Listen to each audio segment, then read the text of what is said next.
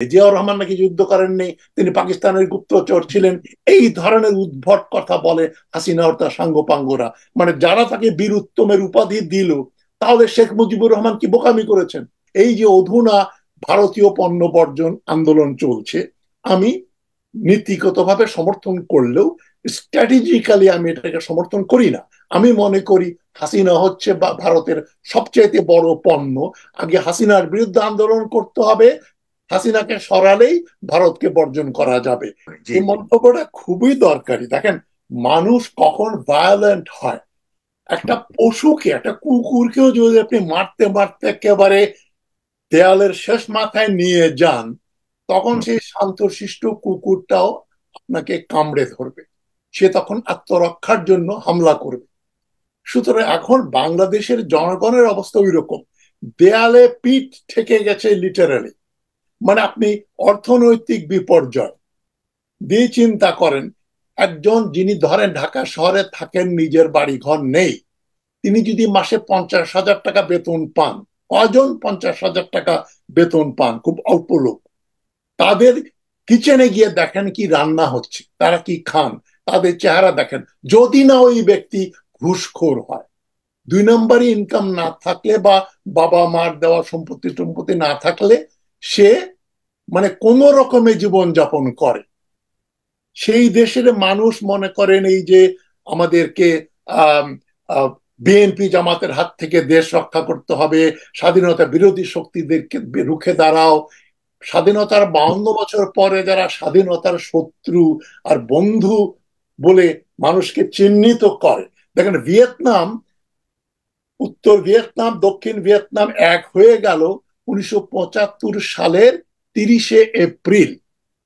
তারপরে ওখানে যারা মার্কিন সমর্থক ছিল বা যারা কমিউনিস্ট বিরোধী ছিল, তারা সব নৌকায় করে হেঁটে যেভাবেই হোক দেশ থেকে পালিয়ে গেছে, কয়েক লক্ষ লোক।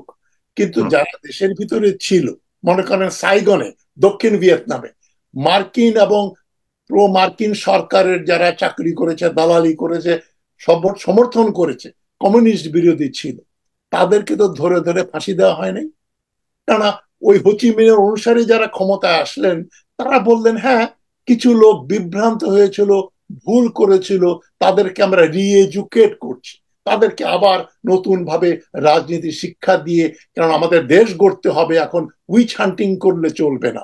দক্ষিণ আফ্রিকায় দেখেন নেলসন ম্যান্ডেলা কি করলেন, একই কাজ কিছুটা শেখ মুজিবুর রহমান করতে পারতেন, কিন্তু তিনি ওই যে দালাল আইন ইত্যাদি দিকে সায় দিলেন, এবং যাদেরকে ধরে ধরে জেলে ভরা হলো তাদের অপরাধ, এই যে তথাকথিত ওয়ার ক্রাইম ট্রাইব্যুনালের যে আপনি চার্জশিট দেখেন না, 14ই আগস্ট 1971, মতিউর রহমান নিজামী, এই যে দৈনিক পাকিস্তানে বক্তব্য নিউজ এসছে, যারা বাংলাদেশের তথাকথিত মুক্তিযোদ্ধা, যারা পূর্ব পাকিস্তানকে আলাদা করতে চায়, তারা সব ভারতের দালাল, তারা পাকিস্তানের শত্রু।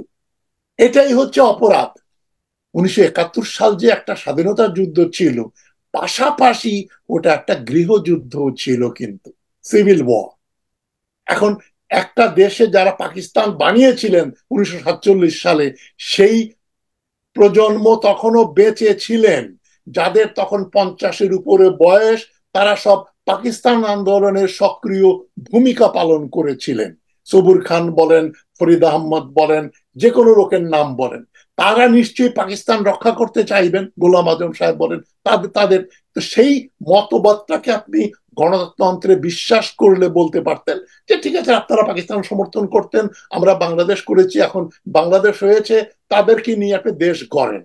এটা তো হয়নি। এই যে আমেরিকান সিভিল ওয়ার যেটা হলো 1860-এর দশকে, সেখানে আব্রাহাম লিঙ্কন কি বিজয় লাভের পরে যারা আমেরিকার থেকে আলাদা হয়ে যেতে চেয়েছিল কনফেডারেসি, ওদেরকে ধরে ধরে ফাঁসি দিয়েছে? দেয়নি। তো আমাদের দেশে সহনশীলতা নেই, আমাদের সংস্কৃতিতে পরমত সহিষ্ণুতা জিনিসটা একেবারে অ্যাবসেন্ট। আমি আমার ব্যক্তিগত উদাহরণ দিয়ে বলি, এই যে অধুনা ভারতীয় পণ্য বর্জন আন্দোলন চলছে, আমি নীতিগতভাবে সমর্থন করলেও স্ট্র্যাটেজিক্যালি আমি এটাকে সমর্থন করি না। আমি মনে করি হাসিনা হচ্ছে ভারতের সবচেয়ে বড় পণ্য। আগে হাসিনার বিরুদ্ধে আন্দোলন করতে হবে, হাসিনাকে সরালেই ভারতকে বর্জন করা যাবে। এর জন্য কি হচ্ছে, আমাকে ফেসবুক থেকে আমার আনসাবস্ক্রাইব হচ্ছে, ইউটিউবে আমার ভিউইং প্রচন্ড রকম ভাবে কমে গেছে। শুধু তাই নয়, তারা সুযোগ পেলেই আমাকে বলে ভারতের দালাল। এখন আমাদের এটা সংস্কৃতির দোষ। যারা আমাকে ভারতের দালাল বলে আমি তাদের দোষ দিচ্ছি না, এটা বাংলাদেশের সংস্কৃতিতেই গত 50-52 বছরে এই গণতন্ত্রের যে লেশ ছিল, যেটা ছিল সেটাকে এখন গায়েব করে দেয়া হয়েছে। এখন আমি আর এই ব্যাপারে আলোচনা যা পূর্ববর্তী বক্তা যেটা বলেছেন, জিয়াউর রহমান সম্বন্ধে, স্বাধীনতা যুদ্ধ কারা সংগঠন করেছেন, মুক্তিযুদ্ধে কাদের সক্রিয় ভূমিকা ছিল, তাদেরকে একেবারে আপনি করে দিচ্ছেন, বাজেয়াপ্ত করে দিচ্ছেন তাদের যত রকম কৃতিত্ব। তারা সব যুদ্ধও করেননি। জিয়াউর রহমান নাকি যুদ্ধ করেননি, তিনি পাকিস্তানের গুপ্তচর ছিলেন, এই ধরনের উদ্ভট কথা বলে হাসিনা ও তার সাঙ্গপাঙ্গরা। মানে যারা তাকে বীর উত্তমের উপাধি দিল, তাহলে শেখ মুজিবুর রহমান কি বোকামি করেছেন? তিনি তাকে বীর উত্তম বানালেন, তাকে ডেপুটি আর্মির চিফ বানালেন কেন? যাই ওই বিতর্কে আমি যাচ্ছি না। আমি মেজবাহ রহমান চৌধুরী সাহেবের কতগুলো বক্তব্য নিয়ে একটু উত্তর দেবো, যেহেতু উনি আমাকে ডাইরেক্টলি বলেছেন। ওনার সঙ্গে আমি সম্পূর্ণ একমত যে মার্কিন যুক্তরাষ্ট্রের ডাবল স্ট্যান্ডার্ড আছে। তারা দেশে গণতন্ত্রের কথা বলে, কিন্তু বিদেশে তারা কোনোদিন 1945 সালের পরে গণতন্ত্র প্রতিষ্ঠা করেনি। এবং আমি তো আমার গ্লোবাল জিহাদ আমি একটা বইতে বলেছি, আমেরিকার সবগুলো president, Joe Biden, sorry, Truman থেকে শুরু করে জো বাইডেন পর্যন্ত, they are all war criminals except Carter and Clinton. Carter এবং ক্লিন্টন ছাড়া সবাই আগ্রাসী এবং যুদ্ধাপরাধী। সুতরাং ওই বক্তব্যে আমার কোনো আপত্তি নেই মেজবাহ রহমান সাহেবের সঙ্গে। কিন্তু আমি সবিনয়ে বলছি, মেজবাহ রহমান সাহেব আপনি যদি ভাষা আন্দোলনের ইতিহাসটা পড়তেন পুঙ্খানুপুঙ্খ ভাবে, গদ বাঁধা আওয়ামীদের কথা শুনে না, তাহলে বদরুদ্দিন উমর সাহেবের বইটা যদি পড়তেন, 3 ভলিউম পড়তেন। এবং আমিও আমার একটা ক্ষুদ্র প্রয়াস, আমিও 50 ইয়ার্স অফ বাংলাদেশ নামে একটা বই লিখেছি। এই ভাষা আন্দোলন হচ্ছে আমাদের ইতিহাসের একটা উজ্জ্বল অধ্যায়, এবং তার সবচেয়ে উজ্জ্বলতম যে ঐতিহাসিক, তিনি হচ্ছেন বদরুদ্দিন উমর। বদরুদ্দিন ওমর যে বই লিখেছেন 3 ভলিউমে, ভাষা আন্দোলনের তৎকালীন রাজনীতি, এটা আর দ্বিতীয় কোনো ব্যক্তি লিখতে পারবে না। কেননা বদরুদ্দিন ওমর সাহেব যাদের ইন্টারভিউ করে এই বইগুলো 3টা খণ্ড লিখেছেন, তারা সবাই এখন মৃত, মারা গেছেন। ওই অরিজিনাল তথ্যগুলো যেগুলো বদরুদ্দিন ওমর খেটে খেটে বহু বছরের পরিশ্রমের ফলে ওই 3 খণ্ড, 3 খণ্ড লিখতে তার কমপক্ষে 15 বছর গবেষণা করতে হয়েছে। বদরুদ্দিন ওমর সাহেব দেখিয়েছেন তমদ্দুন মজলিস কারা করতেন। মেজবাহ রহমান সাহেব যারা বলছেন যে আবুল কাসেম সাহেব তারা পাকিস্তানপন্থী এবং ইসলামপন্থী, আমি আমি নিজে জানি আবুল কাসেম সাহেব ছিলেন একজন কমিউনিস্ট পার্টির কার্ডধারী মেম্বার। তার পূর্ব পাকিস্তানের কমিউনিস্ট পার্টির হেডকোয়ার্টার ছিল তখন কলকাতা। কলকাতা নির্দেশে এই আপনার এই আবুল কাসেম সাহেব পাকিস্তান তামাদ্দুন মজলিস, নাম শুনলেই মনে হবে আরবি ফার্সি ইসলামী, তিনি গোলাম আজম সাহেবকেও ওখানে মেম্বার বানিয়েছেন।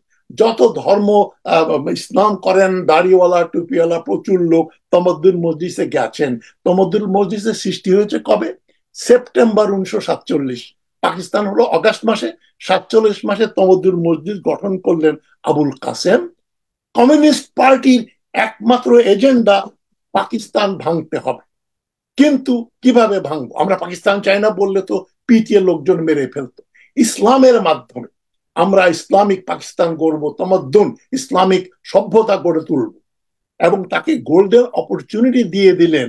ঐতিহাসিক দুর্ঘটনা বলবো আমি এটা, মোহাম্মদ আলী জিন্নাহ 48 সালের মার্চ মাসে ঢাকায় এসে একবার রেসকোর্স ময়দানে আরেকবার কার্জন হলে বললেন, Urdu and only Urdu shall be the state language of Pakistan. আর যায় কোথায়? তাকে পাকড়াও করলো।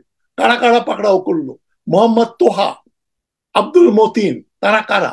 নোয়াখালীর কমিউনিস্ট অ্যাক্টিভিস্ট মোহাম্মদ তোহা এই 1975 পর্যন্ত গলা কাটার রাজনীতি করতেন। পরে বলেছেন আমি আর গলা কাটার রাজনীতি করব না, সন্ত্রাসী রাজনীতি বিশ্বাস করতেন।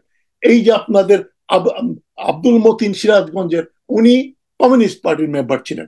এবং তখন কিন্তু মুসলিম লীগের নেতৃবৃন্দ নুরুল আমিনরা বলেছেন, দেখো এটা কমিউনিস্ট এবং ভারতীয়রা উস্কানি দিয়ে করাচ্ছে। আমি তখন আমার যদি বয়স 25 বছর হতো, আমিও বিশ্বাস করতাম না। আমি বলতাম না না না, এটা বাঙালিদের মনের দাবি, রাষ্ট্রভাষা আমাদের করতে হবে। কিন্তু তখন রাষ্ট্রভাষা প্র্যাকটিক্যালি ছিল ইংরেজি। ওই বাংলাদেশ হওয়ার পরেও বহুদিন পর্যন্ত ইংরেজি ছিল রাষ্ট্রভাষা। কিন্তু যেটা বলা হলো, ওরা আমার মুখের ভাষা কেড়ে নিতে চায়, আমার চাকরি বাকরি পেলে উর্দু না জানলে চাকরি হবে না, এই প্রোপাগান্ডা গুলো করলো কারা? তমদ্দুন মজলিস এবং তার সঙ্গে সংশ্লিষ্ট যারা পাকিস্তান ভাঙতে চান, সাহস পাচ্ছেন না বলার জন্য।